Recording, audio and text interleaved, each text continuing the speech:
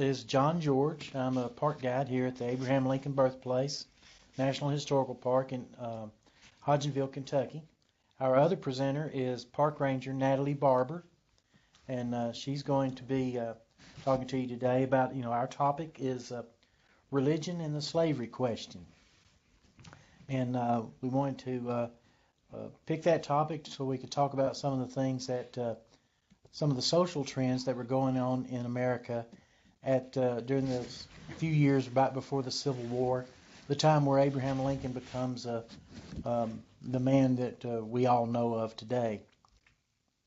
Now, here at this particular park, Abraham Lincoln was born a few hundred yards from where we're sitting right now on February the 12th, 1809. Today, if you come to visit the park, you'll see there's a big granite memorial building that's on the hillside on the spot where Abraham was born, and inside there is a cabin which is representative of the one that his parents had at the time of his birth.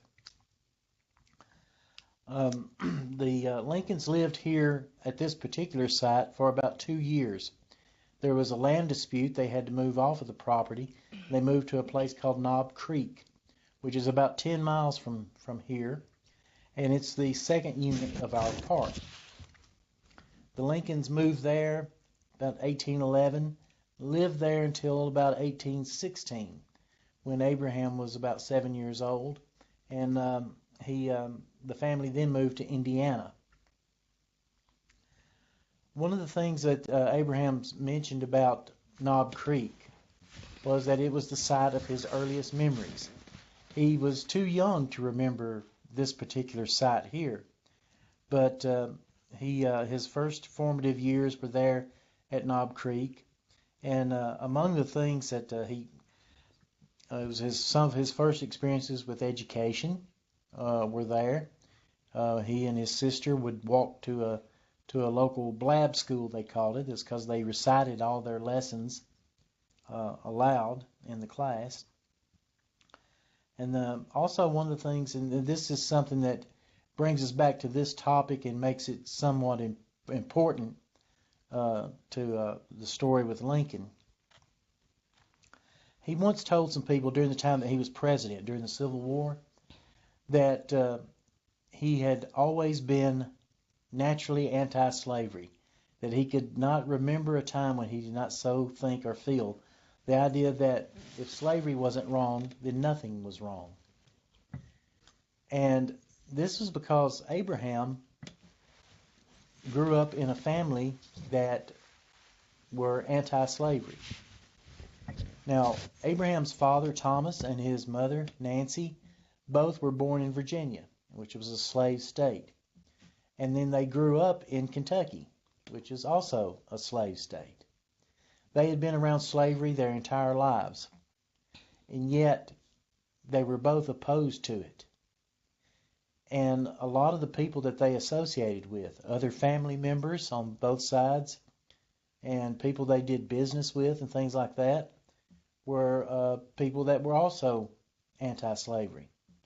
Abraham Lincoln's first school teacher was anti-slavery. And this was, not an easy position to have if you lived in a slave state.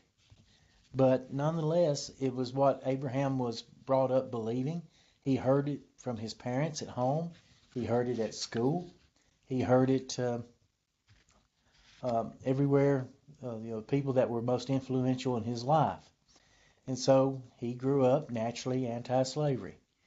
And it makes you think, come to realize, is it any wonder that Abraham would become the man known as the Great Emancipator, the man who was considered the driving force behind the eventual ending of slavery in the United States. Now, if Natalie would like to give you her presentation. Yeah, But before I dig into this, I don't know, what foundation everyone's starting from with religious history and understanding of religion.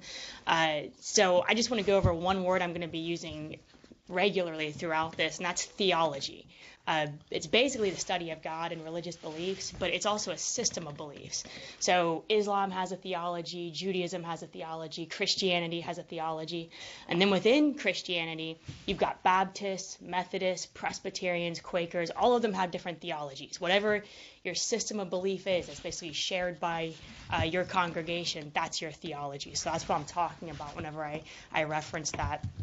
But the democratic nature of the religious trends of Abraham Lincoln's generation were a reflection of, as John said, social trends, and it fueled the flames of political conflict over the issue of slavery. Now, while these religious trends were at first hopeful, over time they became increasingly more explosive and divisive as the religious leadership split apart and took sides, using religion to justify their fight and explain the bloodiest war in our nation's history. Each believed with absolute certainty, no doubt whatsoever, that God was on their side in shaping America's identity. But Abraham Lincoln was one of the few who actually stood apart with a very different understanding, which we'll touch on at the end of this. But the Quakers were actually among the first to refer to slavery as a problem that needed removal in our country. In 1790, almost 20 years before Abraham Lincoln was born, Benjamin Franklin and his fellow Quakers actually sent a request to Congress to abolish slavery. Now, this religiously motivated desire to, quote, devise means for removing the inconsistency, meaning slavery, from the character of the American people and promote mercy and justice toward this distressed race, meaning African Americans, wasn't a trend yet in America. But the Quakers were the first organized group to lobby the American Congress on behalf of slaves. Now, slaves had already begun to join churches after the American Revolutionary War, forcing groups like Baptists to struggle with that theology to deal with that issue. They wanted clarity on this, and it caused a lot of debates in early American churches.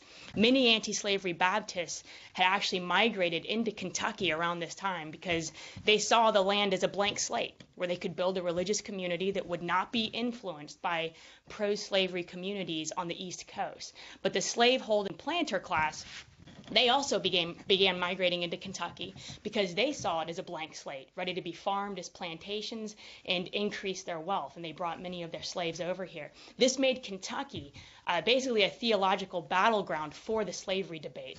The issue grew during the Second Great Awakening that took place in Cane Ridge, Kentucky, a little bit northeast of Lexington, in 1801, and it resulted in another surge of African Americans joining churches and forcing the issue of emancipation to be argued even more.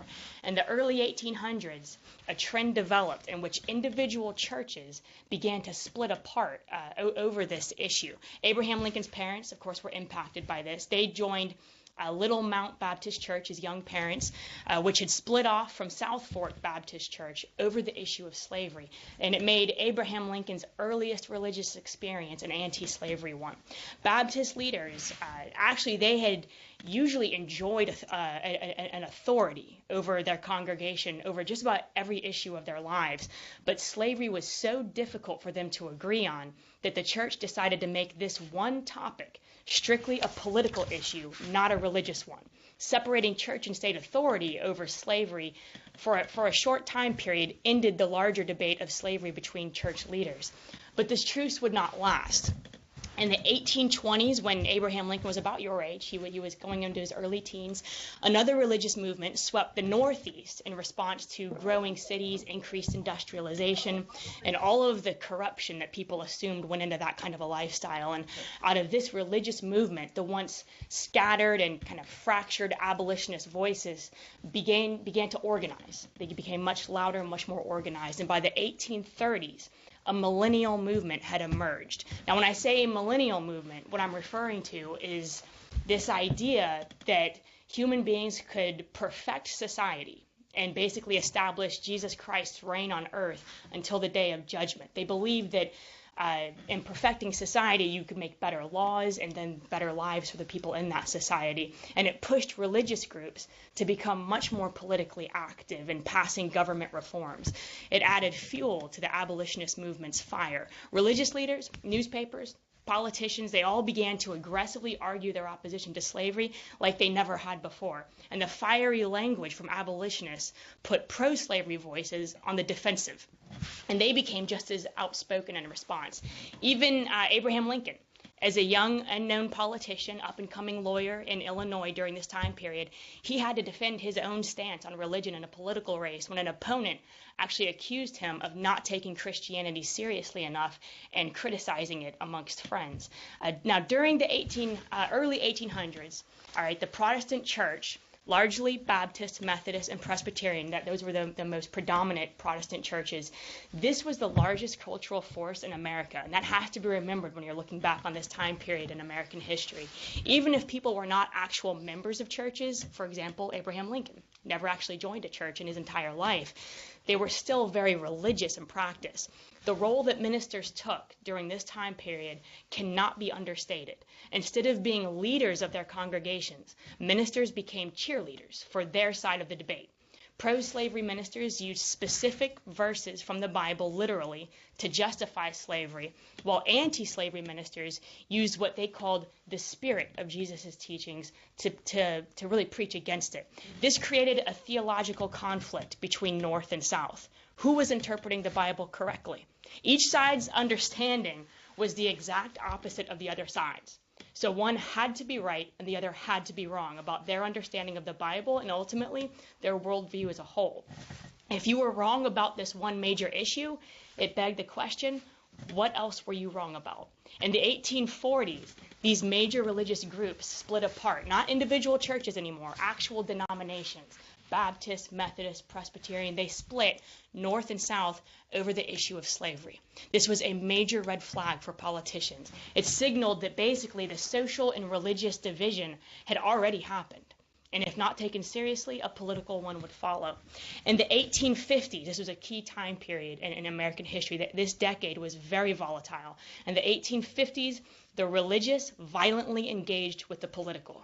During the debate over whether Kansas and Nebraska should be admitted as free or slave states, violence broke out amongst settlers in Kansas, known as Bleeding Kansas. In response, the most famous preacher of the day, think like Billy Graham, Franklin Graham, ministers today who preach in football stadiums to 60,000 people. This guy was it. He was the most famous, Henry Ward Beecher. He shipped rifles, known as Beecher's Bibles, out to abolitionists to help in the fight against pro-slavery settlers. And his sister was actually Harriet Beecher Stowe, who wrote Uncle Tom's Cabin, that agitated Northerners who, before that book, hadn't really cared one way or another about slavery. But that book really riled a lot of people up and caused a lot more heated debate about the slavery issue. 3 years after the Kansas-Nebraska debacle, a devoutly religious abolitionist named John Brown attempted a raid on Harper's Ferry. It's where the government stored just a massive amount of weapons.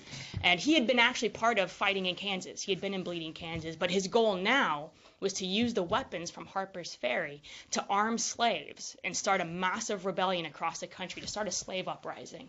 At the heart of Brown's motivation, what drove him to do this, was the belief that he was actually an agent of God, and that it was his holy mission to dedicate his life to the removal of slavery, and that the only way that could happen now was through violence. Brown was caught. He was hanged for treason, and it made him a hero to many in the North, and a symbol of exactly what many Southerners had feared was happening all along. Once again, more warning signs of what was continuing to build. 6 months after Abraham Lincoln's election to office in November of 1860, the Civil War broke out. During this war, leadership on both sides would release press statements. Both Abraham Lincoln and Jefferson Davis would release statements to the public, declaring a day of fasting before a battle and a day of thanks afterwards to ensure God's favor and protection. North and South tended to understand what happened in the war as a sign of whether God was happy or angry with them. One Presbyterian minister, for example, called a loss on the battlefield, quote, the moral discipline through which God purifies us from remaining corruption. Now, you have to understand, North and South were trying to find meaning in this war. People believed that this war had a religious meaning to it, and that's what they were struggling with. The theological stakes of the Civil War were incredibly high. The revivalism of the early 1800s from Cane Ridge again emerged and swept through military camps on both sides, bringing comfort and meaning in the light of what is still, to this day, America's bloodiest war. Many, if not most, religious leaders seem to believe they understood the meaning of the war and God's desire for the country with absolute clarity. They were absolutely right, and the enemy was absolutely wrong. God was on their side, God was against them. They had no room for doubt. Abraham Lincoln, again, one of the few exceptions. In his meditation on the divine will, he wrote, quote, "The will of God prevails. In great contests, each party claims to act in accordance with the will of God. Both may be and one must be wrong. God cannot be for and against the same thing at the same time. In the present civil war, it is quite possible that God's purpose is something different from the purpose of either party, and yet the human instrumentalities, working just as they do, are of the best adaptation to affect his purpose." In other words, God possibly had his own plan for the country that had nothing to do with North or South, but was using the war, the Civil War, to achieve his own plan. This lack of absolute and total certainty that God was 100% on his side and 100% against his opponents allowed Lincoln to demonstrate a degree of empathy and charity towards the South that was very uncommon in the political world of his time. In his second inaugural address, almost 6 weeks before he was murdered, he famously said about North and South, "Both read the same Bible and pray to the same God, and each invokes his aid against the other. It may seem strange that any men should dare to ask a just God's assistance in wringing their bread from the sweat of other men's faces, but let us not judge, that we be not judged. The prayers of both could not be answered, that of neither has been answered fully." The religious trends of Lincoln's generation largely started out wanting to perfect society and make lives and laws better. Where there was conflict, religious leaders became cheerleaders, passionately justifying their side's arguments instead of calmly guiding or persuading them. It culminated in incredible violence. Religion was used to comfort those hurt by violence and give strength to those who wielded it, causing some historians to argue that the incredibly heavy use of religion in comforting, energizing, and recruiting during the Civil War actually contributed to its duration. Now, it should be noted that the one religious trend that was shattered by the Civil War and the Civil War generation of the 19th century was reborn in the 20th in a way that nobody from Lincoln's time period could have predicted, and it's that of the biracial congregation, both black and white, attending church together. Before the Civil War, slave owners would take their slaves to church with them, where they sat in segregated seating and were preached to about obedience and submission. After the Civil War, African Americans built their own churches, and religious experiences became what Dr. Martin Luther King would later call the most segregated hour in America. Yet these churches became the foundation of black community, since it was the one place that they would not be supervised by whites or restricted in their speech.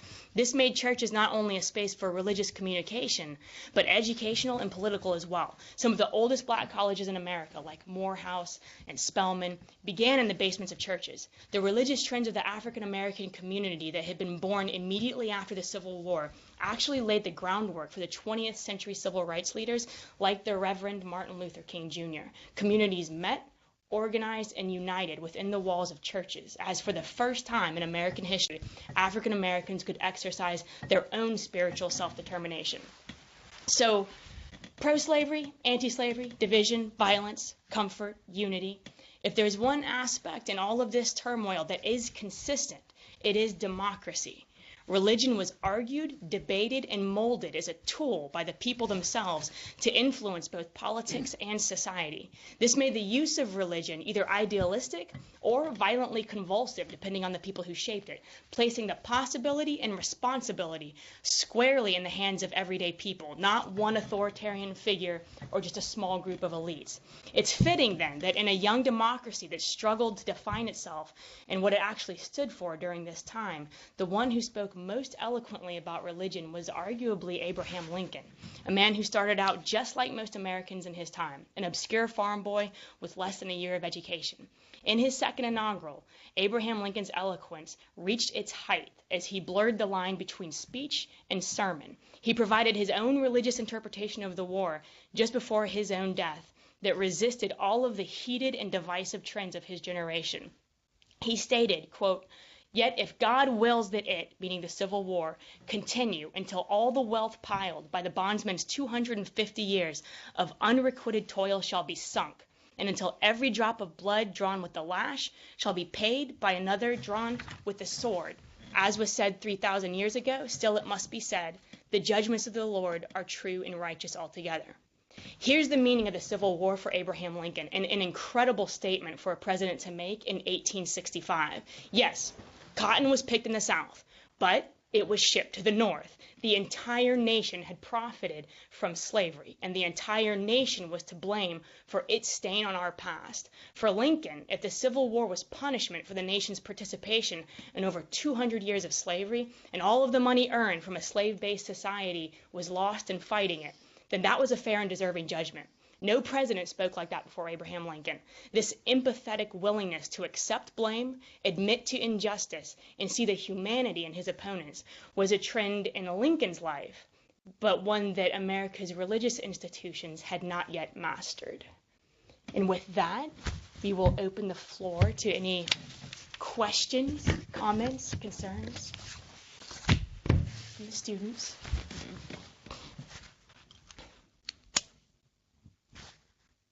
Or not. Either way.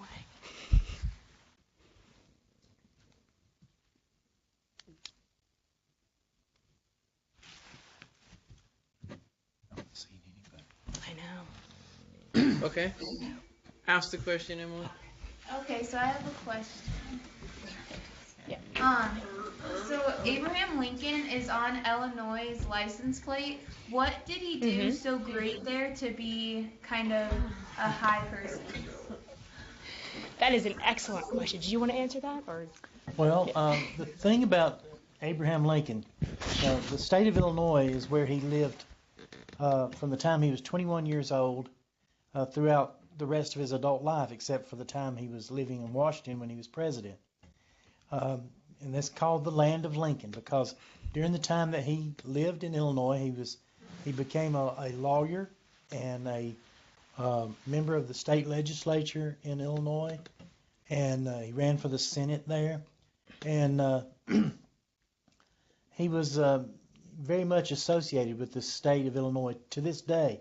It's not uncommon for us to get visitors all the time that come by our park and they think, well, I thought Lincoln was born in Illinois. Why, and here we are in Kentucky. But he was born in Kentucky and spent his formative years in Kentucky and Indiana and his later life in Illinois.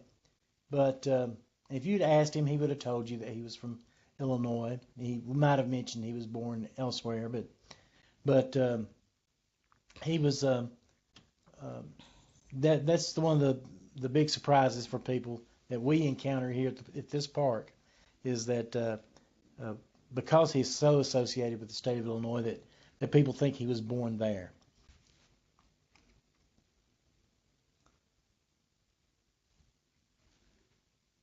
So I read this book one time about Abraham Lincoln, and it said that he carried papers in his hat. Is that true? That is true. Yep, he would keep notes and papers up there in his hat, certainly enough space to hold them. So that actually is true, yeah.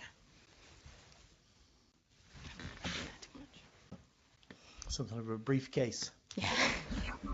Where did Abraham Lincoln get his nickname, the Great Emancipator? Wait, could you say it one more time? Sorry. Where did he get the nickname Great Where did Emancipator? Abraham Lincoln get his nickname? The Great Emancipator. Did you want to take that one? Well, Abraham Lincoln, one of the things that he did during the time he was president, was during the war, was the Emancipation Proclamation. Now that was intended, in a lot of ways, the way it was written, it was like a war measure. And what he wanted to do was to free the slaves in the places that were still in rebellion against the United States. And that would hurt those places because it would cut down on the labor force that they had that made it possible for the men to go and fight in the war while the work is still getting done on the farms. And the South, the slave states depended very much on slave labor. So anything that you could do to disrupt slave labor was considered very helpful to the war effort. But on top of that, also there was this thing that Abraham Lincoln had always believed that ending slavery was something that the President of the United States did not have the power to do, that constitutionally he didn't have the right or the ability, the power to do that. It would have to be something that had to be decided by the states and agreed upon by their Congress. And that was always his belief. When he became president, a lot of people thought that he was going to try to end slavery. And that's one of the reasons it brought about the secession and the Civil War. But Lincoln himself had no intention of doing any of that. He didn't think he possibly could. But as the war went on, he come to the realization that there had been too much blood lost and too much money spent on the war, that there was no way that the South and the North could come together again as they had been before the war. You couldn't go back to like things were before, where part of the country was slaveholding and part was free states. And so the Emancipation Proclamation was the beginning of his coming to terms with the idea that slavery was going to have to end. And eventually, it was one of the major steps that led toward that movement. And the 13th Amendment to the Constitution was passed while Lincoln was president, but he never lived to see it go into effect. He was assassinated in April of 1865, and the 13th Amendment went into effect in December of that year. The 13th Amendment to the Constitution abolished slavery in the United States forever and emancipated all the people who were currently slaves. That's how Abraham got his nickname as the Great Emancipator.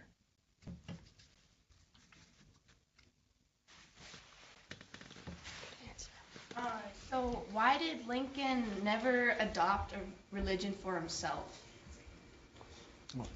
Yeah, that's actually a really great question.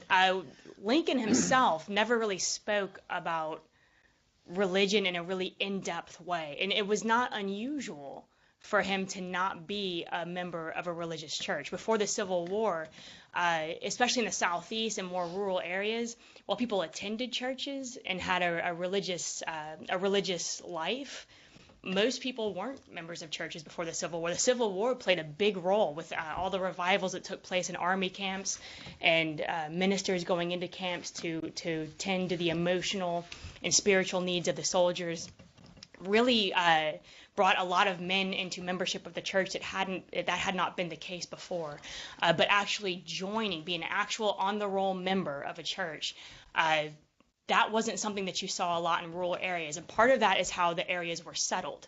In New England, up in the Northeast, you would have a lot of people who were members of churches because that's how New England was settled. When people came over to the Massachusetts Bay Colony and Plymouth and 1600s, the earliest settling of America up there, they came as congregations.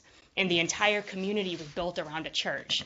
As people broke out and started settling in the Southeast and going over the Appalachian Mountains into here in the Ohio River Valley, people were much more scattered. It was much more rural. It was a lot more difficult to have a close church that people who were so spread out would attend. So it was a much more individual aspect to religion and religious experience in the South. And Lincoln is a great example of that.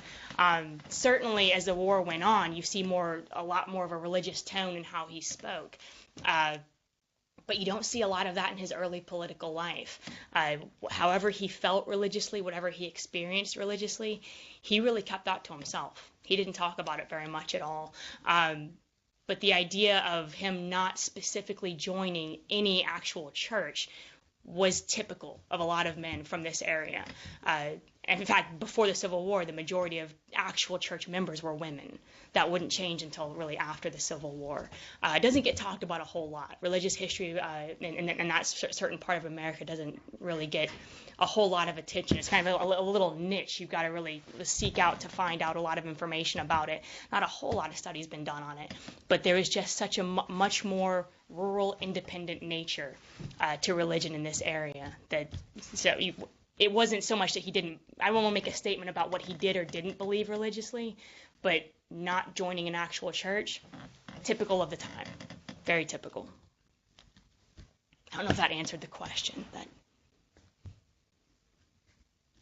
One of the things about because Lincoln was never a member of any specific church or with any particular group, a lot of groups have claimed him over the years. One example is now some of his ancestors, I believe it was his grandfather or maybe his great-grandfather, were Quakers in Pennsylvania.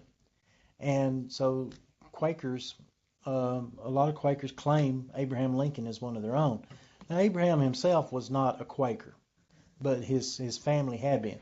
And that's probably something that had been passed down, belief in his family. Maybe that's why his parents were anti-slavery at a time and a place where that was a bit unusual. It's because maybe some of the teachings that had been passed down from his Quaker ancestors had just filtered down into the everyday beliefs of the Lincoln family.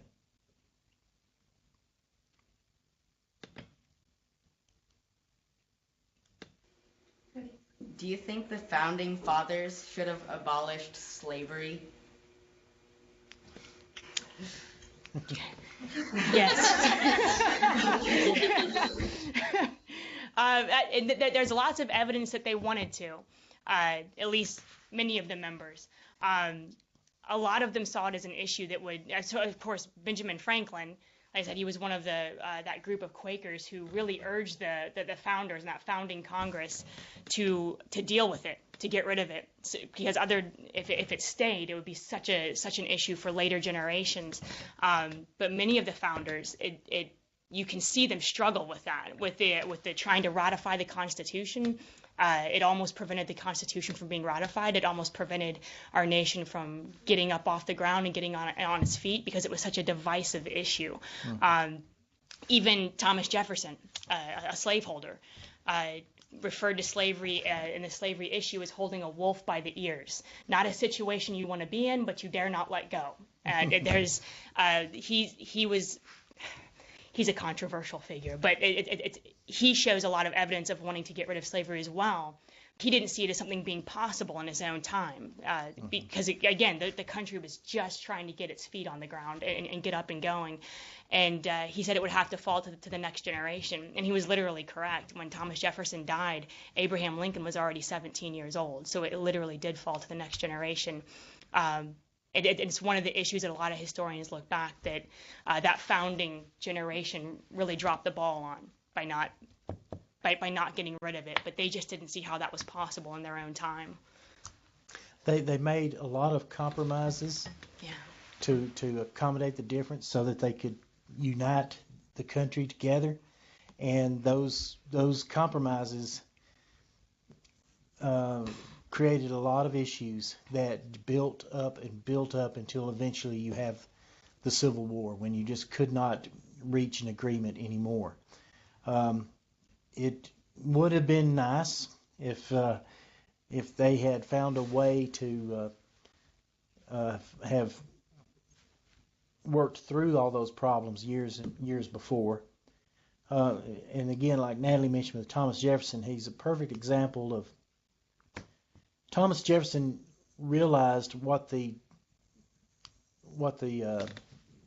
issues were with slavery. That this is the man who wrote the Declaration of Independence and talked about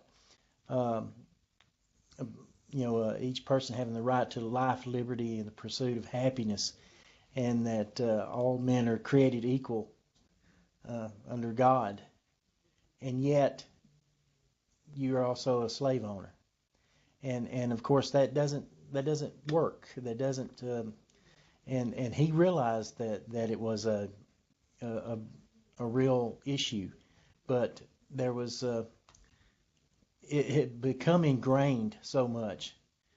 People from like Thomas Jefferson and George Washington, from their social class, it wasn't just that slavery was a legal thing that you were allowed to do, and you have these people that were your workers who did your labor that you needed.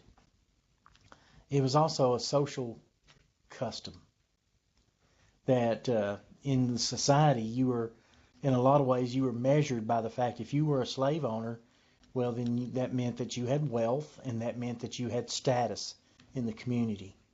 And that was a hard thing to get people to give up. And I think probably socially it was harder than that. If it had been just a simple matter of a labor force, it probably could have been settled much easier and much longer earlier than it was.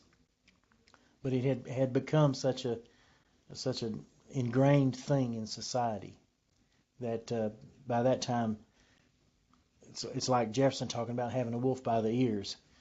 Well, they had not figured out a way to not grab the wolf in the first place, but they didn't know how to let go.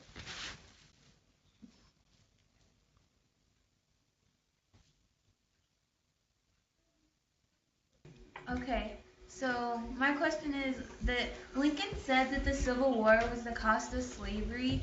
Do you guys think that like today's racial tensions, like what happened in Ferguson, are the price we pay for slavery these days? Wow, that's Oh, that's a big question. I think, and I was thinking about this the other day when I was trying to put all this together. The Atlantic slave trade, slavery was not new when America implemented it in our nation. You can look all over the world and see evidence of slavery in all the other continents and countries. But what the Atlantic slave trade did was new, in that, if you look at slavery in the Middle East and you go all the way back to biblical times, and you look at slavery in Africa before settlers or Europeans and Portuguese started going in and buying slaves, people who enslaved others often looked like the people they enslaved.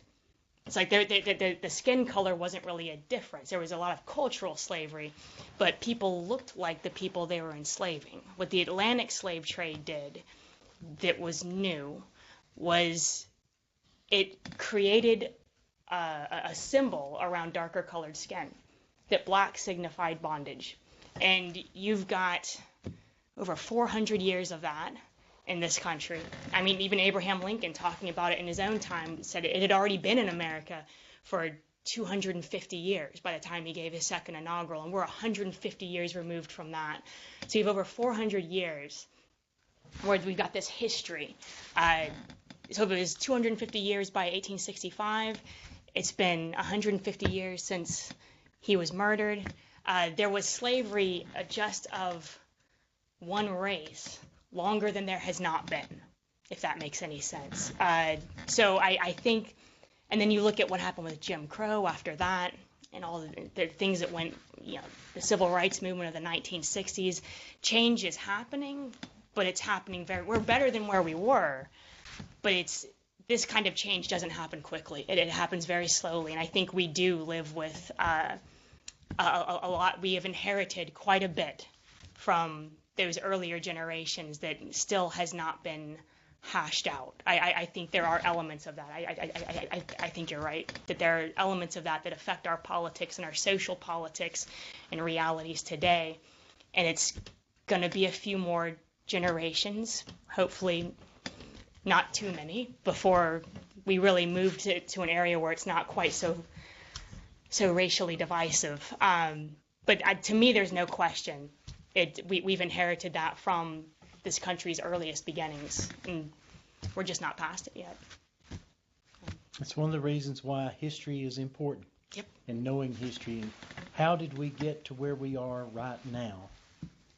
You can trace back the history of this country, the through slavery, through the Jim Crow era, the racial segregation and discrimination, that does have an effect on things that are happening right now in this country.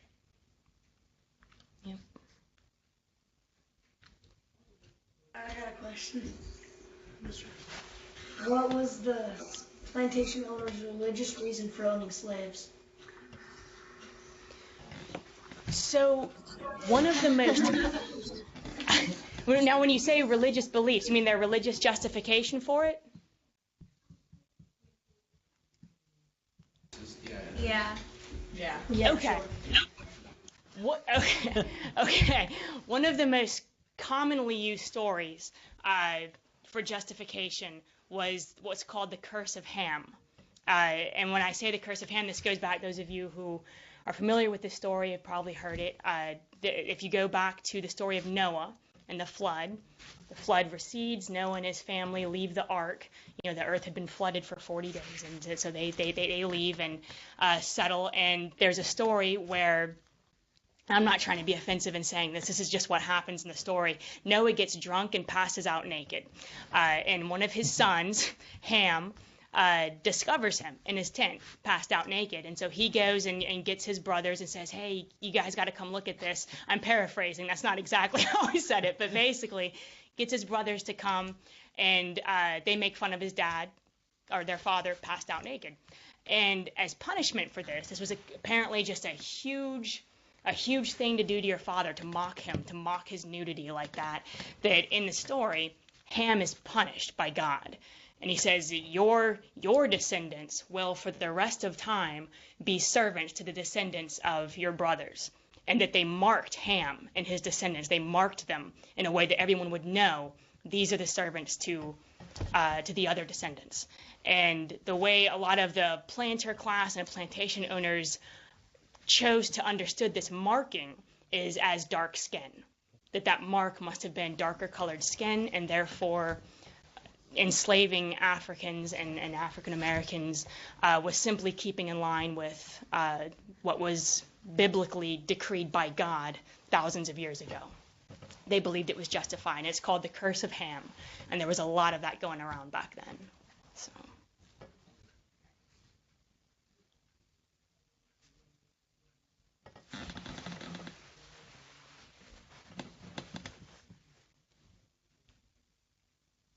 Does anyone at St. Teresa's School have any questions?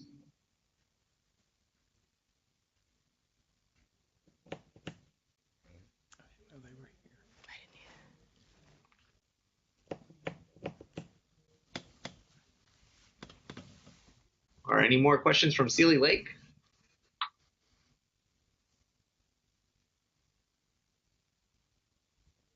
That's pretty cool, isn't it? The school was I don't think so. Just to give you a background on what you're talking about, we're going through with this class in American history. We have a civics component where we're talking about the Constitution. In American history, we started in early colonial America. We are now in the Jackson era, and then we're headed into the Civil War, and we'll end the school year at the conclusion of the Civil War, which is also kind of the formation of Montana as a state here. So a lot of what you're talking about ties in with what we've talked about, and so I really appreciate you guys taking the time and connecting all the dots for us here, and specifically religion. I mean, I think a lot of times in history, I think I'm guilty of it, you don't talk about the dynamic of how important a role that played in America. So I do want to thank you for your time. Really cool. Thank you. We really appreciate it. You guys, your questions have been fantastic. Really so, good questions. Yeah.